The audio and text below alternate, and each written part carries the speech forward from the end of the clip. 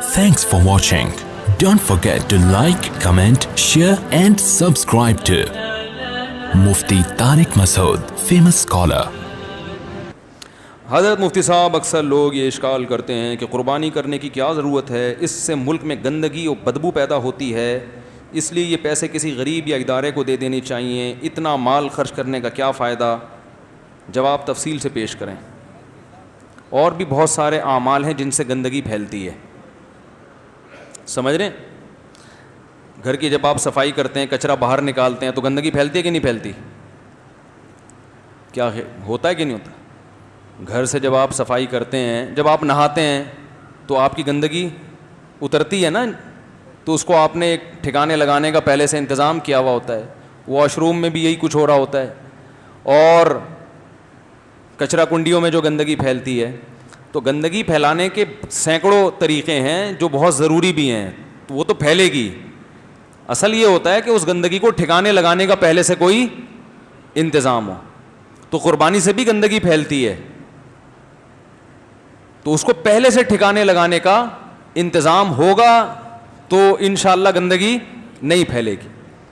تو یہ قربانی سے نہیں گندگی پھیل رہی، مسئلہ سارا اس سے ہو رہا ہے کہ وہیں اوجڑی پھینک دی، وہیں اس کے سری پھینک دی، اس میں کیڑے لگ گئے، اور وہ وہیں گلی میں خون بہا دیا جانور کا، وہ خون پڑا رہتا ہے، اس میں بدبو پیدا ہو جاتی ہے۔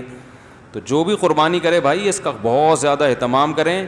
دیکھو رسول اللہ صلی اللہ علیہ وسلم نے فرمایا ایمان کا سب سے آخری درجہ یہ ہے کہ راستے سے تکلیف دہ چیز کو ہٹا دے، یعنی اتنا بھی اگر کوئی نہیں کرتا تو وہ ایمان دار کہلانے کا مستحق نہیں ہے۔ یہ ہے پڑی ہوئی تکلیف دہ چیزوں اس کو ہٹا دے۔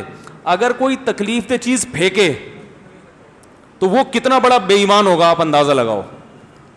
یعنی ایمان کا آخری درجہ یہ ہے کہ آپ کو گندگی نظر آئی، تکلیف دہ چیز نظر آئی، آپ نے نہیں ہٹائی تو آپ مومن نہیں ہیں۔ تو آپ اس وقت اپنے آپ کو مومن کیسے کہہ سکتے ہیں جب آپ راستے میں تکلیف دہ چیز پھینکیں؟ اور حدیث میں تکلیف دہ چیز ہے تو اس میں اس کا مفہوم بہت وسیع ہے، کچھ بھی ہو سکتا ہے۔ تو جانور کا خون جو گلی میں پڑا ہوا ہے وہ تکلیف دہ ہے یا نہیں ہے؟ اوجڑی پڑی ہوئی ہے تکلیف دہ ہے یا نہیں ہے؟ پائے جگہ جگہ پھر رہے ہیں، اس کے سری پڑی ہوئی ہے، تو یہ تکلیف دہ ہے یا نہیں ہے؟ تو اس لیے قربانی کا ثواب اپنا ضائع مت کریں لوگوں کو تکلیف پہنچا کے۔ اتنا قربانی میں ثواب نہیں ملے گا جتنا تکلیف پہنچانے کا گناہ ملے گا۔ تو اس لیے جو بھی قربانی کر رہا ہے وہ اپنی ذمہ داری پر قربانی کی آلائشوں کو ٹھکانے لگانے کا اہتمام پہلے سے کرے۔ اس وقت کھڑے ہو کر مت سوچیں کہ ابھی اوجڑی کہاں پھینکوں میں۔ پہلے سے آپ کے پاس انتظام ہونا چاہیے کہ بھائی آلائشیں بھی ہوں گی تو اس کو کہاں ٹھکانے لگا۔ بھائی گھر میں جب صفائی کرتے ہو تو پہلے سے پتا ہوتا ہے نا کچرا کہاں پھینکنا ہے، بھائی یہ ڈسٹ بن میں پھینکنا ہے۔ ڈسٹ بن کا پہلے سے انتظام بھنگی سے رابطہ کیا ہوا ہوتا ہے کہ یہ تو اٹھا کے لے جائے گا یہاں سے، نہیں اٹھایا تو تجھے اٹھوا لوں گا میں۔ ہوتا ہے کہ نہیں ہوتا؟ یا یہ اس وقت انتظام کرتے ہیں گھر کی صفائی کر دی، اب شاپر لے کے گھوم رہے ہیں کہاں پھینکوں میں اس کو۔ تو وہاں میں نے قربانی میں یہ دیکھا ہے اوجڑی لے کے گھوم رہے ہوتے ہیں، کس کے گھر کے سامنے رکھوں میں اس کو۔ تو یہ پہلے سے انتظام کرنا ہے آپ نے کہ ان آلائشوں کو کیسے ٹھکانے لگانا ہے، اور بولو بھائی کہاں ٹھکانے لگانا ہے اور کیسے، یہ پہلے سے انتظام کرنا ہے آپ نے، ورنہ قربانی کا ثواب خراب ہو جائے گا جو لوگوں کو، اور پھر اس سے اسلام کا مذاق اڑانے کا موقع ملتا ہے کہ مسلمان گندے ہوتے ہیں۔ ہر قوم کے تہوار میں جب بھی کوئی تہوار آتا ہے تو خوشبوئیں آ رہی ہوتی ہیں نا۔